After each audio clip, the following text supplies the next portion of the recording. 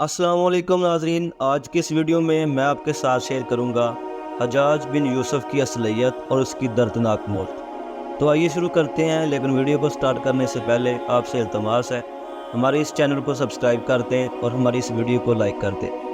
حجاج بن یوسف کے نام سے سب واقف ہیں۔ حجاج کو عبد الملک نے مکہ، مدینہ، طائف اور یمن کا نائب مقرر کیا تھا اور اپنے بھائی بشیر کی موت کے بعد اسے عراق بھیج دیا، جہاں سے وہ کوفہ میں داخل ہوا۔ ان علاقوں میں 20 سال تک حجاج کا عمل دخل رہا۔ اس نے کوفے میں بیٹھ کر زبردست فتویٰ حاصل کی۔ اس کے دور میں مسلمان مجاہدین چین تک پہنچ گئے تھے۔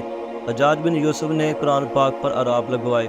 اللہ تعالیٰ نے اسے بڑی فصاحت و بلاغت اور شجاعت سے نوازا تھا۔ حجاج حافظ قرآن بھی تھا، شراب نوشی اور بدکاری سے بچتا تھا۔ وہ جہاد کا بہت زیادہ حریص تھا، مگر اس کی تمام اچھائیوں پر اس کی ایک برائی نے پردہ ڈال دیا تھا، اور وہ برائی کیا تھی؟ ظلم۔ حجاج بن یوسف بہت بڑا ظالم تھا۔ اس نے اپنی زندگی میں ایک خونخوار درندے کا روپ دھار رکھا تھا۔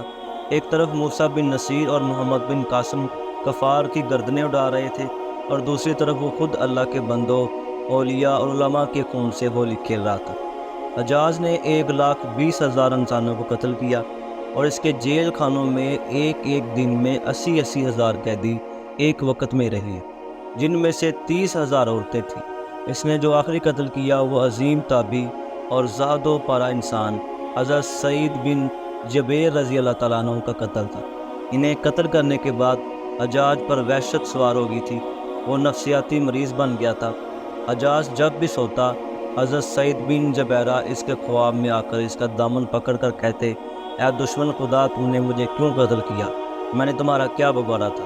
جواب میں حجاج کہتا کہ مجھے اور سعید کو کیا ہو گیا ہے۔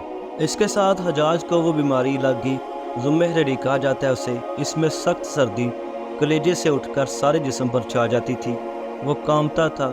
آگ سے بری انگیٹھیاں اس کے پاس لائی جاتی تھیں اور اس قدر قریب رکھ دی جاتی تھیں کہ اس کی کھال جل جاتی، مگر اسے احساس نہیں ہوتا تھا۔